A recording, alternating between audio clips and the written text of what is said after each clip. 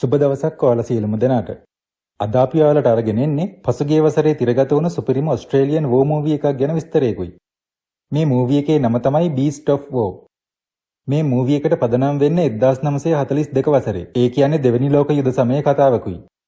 චිත්‍රපටය පටන් ගන්නේ දුෂ්කර හමුදා පුහුණුවකින් අනතුරුව ඔස්ට්‍රේලියානු සෙබළුන් කණ්ඩායමක් රහසිගත හමුදා මෙහෙයුමක් සඳහා ඔස්ට්‍රේලියාවත් ඉන්දුනීසියාවත් අතර පිහිටි ටීමෝව් මුහුදු කලාපය හරහා නෞකාවකින් ගමන් ගන්නා සිදුවීමකිනුයි.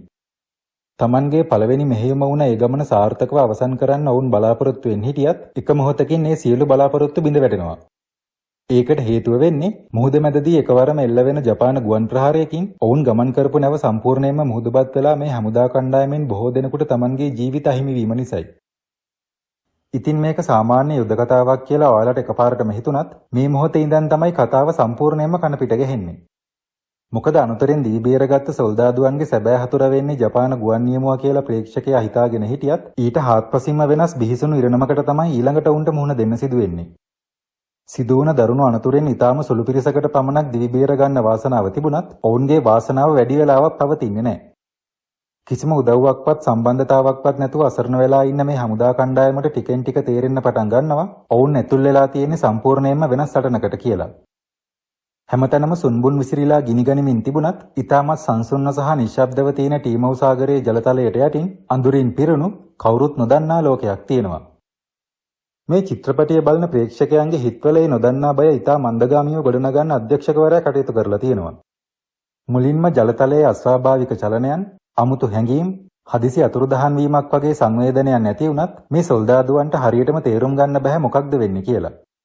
ඒත් ඔවුන්ගේ මනස කියනවා මෙතන කිසිම දෙයක් හරි නැහැ කියලා. මෙතනින් පස්සේ ඔවුන්ගේ වගේම නරඹන ප්‍රේක්ෂකයාගේ තාතතිය ටිකෙන් ටික වැඩි වෙනවා. මේ චිත්‍රපටයේ විශේෂත්වය තමයි හදිසි බියජනක දර්ශනවලට වඩා අපේක්ෂාවෙන් බිය ගොඩනැගීම. මොකද මේ චිත්‍රපටය බලන අතරතුර එකපාරටම අපිට හිතෙනවා දැන් යමක් වෙයි වගේ කියලා. ඒත් ඒ මොහොත ටිකක් ප්‍රමාද වෙනවා. ඒ ප්‍රමාදයේම ප්‍රේක්ෂකයාගේ හිතවල ඇතිවෙන බය තවත් වැඩි කරනවා. චරිතයන් ගැන කතා කළොත් මේ සෙබළුන් දුර්වල මිනිස්සු නෙමෙයි. ඔවුන් හොඳ පුහුණුවක් ලැබපු අත්දැකීම් තියෙන සටන් කරන්න හැකියාව තියෙන අය. ඒත් මෙතන ඔවුන් මුහුණ දෙන්නේ ඔවුන්ට හුරු නැති භයානක දෙයකට. තුවක්කුවක් තියෙනවා කියලා හැම අවස්ථාවකම පාලනය කරන්න හැකියාවක් නැහැ. චිත්‍රපටයේ ආරම්භයේදී ශක්තිමත් සෙබළුන් අවසානයේදී Tamanගේ ජීවිතේ රැකගන්න පමණක් උත්සාහ කරන මිනිස්සු බවට පත් වෙනවා.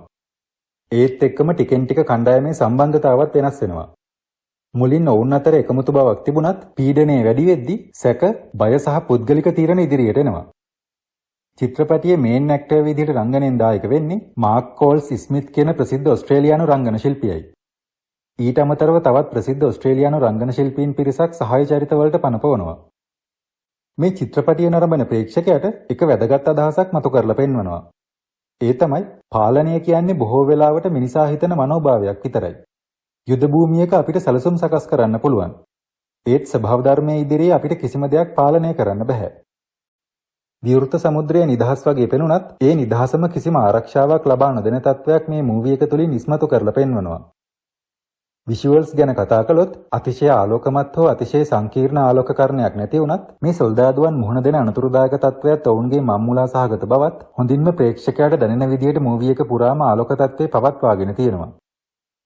ඒ වගේම මේ ෆිල්ම් එකේ ශබ්ද පරිපාලනයත් ඊටම ගැලපෙන විදියට සකස් කරලා තියෙනවා. දිගු නිශ්ශබ්ද අවස්ථාවන්, කෙටි ජල ශබ්ද වගේම හදිසි කලබලකාරී අවස්ථාවන් වලට ගැලපෙන විදියට ශබ්දය හසුරවන්න අධ්‍යක්ෂකවරයා සමත් වෙලා තියෙනවා. මේ නිසා සමහර වෙලාවට නිශ්ශබ්දතාවයේම විශාලම ශබ්දය වගේ අපිට දැනෙන්න පටන් ගන්නවා. සරලවම කියනවා නම් මේ චිත්‍රපටය ගැඹුරු කතාවක් හෝ අති සංකීර්ණ හැරවුම් අපේක්ෂා කරන අයට සරලයි වගේ දැනෙන්න පුළුවන්. ඒත් මේ මූවී එකේ ශක්තිය තියෙන්නේ කතාවේ සංකීර්ණත්වය තුල නෙමෙයි. මේ චිත්‍රපටය නරඹන ප්‍රේක්ෂකයාට ලබා දෙන අත්දැකීම මතයි. ඒ වගේම මේ ෆිල්ම් එකේ තියෙන විශේෂම කාරණය තමයි ඇත්තටම සිදුවුණු සිදුවීම් කීපයක් අනුසාරයෙන් මේ චිත්‍රපටය නිර්මාණය කරලා තිබීම. ඇක්ෂන්, ඩ්‍රාමා, වෝ, ත්‍රිලර් සහ සර්වයිවල් කියන සියලුම කැටගරි වලට අයත් වෙන මේ මූවී එක අධ්‍යක්ෂණය කරලා තියෙන්නේ කයියා රෝච් ටර්නර් විසින්. වර්ම්වුඩ් සහ ස්ටිං කියන හොරර් මූවී දෙක අධ්‍යක්ෂණය කරලා තියෙන්නේත් මේ අධ්‍යක්ෂකවරයාම තමයි. IMDb රේටින් එක 5.4ක් සහ 189ක Rotten Tomato වගයක් ලබා ගන්න සමත් වුණ මේ මූවී එකේ ධාවන කාලය පැය 1 මිනිත්තු 27ක් වෙනවා. අසභ්‍ය දර්ශන නැති වුණත් ඊටා දරුණු තුවාල සහ ප්‍රවේගකාරී අවස්ථා බොහොමයක් තියෙන නිසා කුඩා ළමයින්ට බලන්න නම් මේ තරම් ගැළපෙන චිත්‍රපටියක් නෙමෙයි. ඉතින් මහ මුහුද සම්බන්ධ ත්‍රිලර් සහ සර්වයිවල් ස්ටෝරීස් වලට ඔයා කැමති නම් මේක ඔයා බලන්න ඕන මූවි එකක් කියලා මම නිර්දේශ කරනවා. අවසාන වශයෙන් මේ මූවි එක සම්බන්ධ එක අදහසක් ඉදිරිපත් කරන්නම්. සතුර පේනවා නම් ඔයාට සටන් කරන්න පුළුවන්.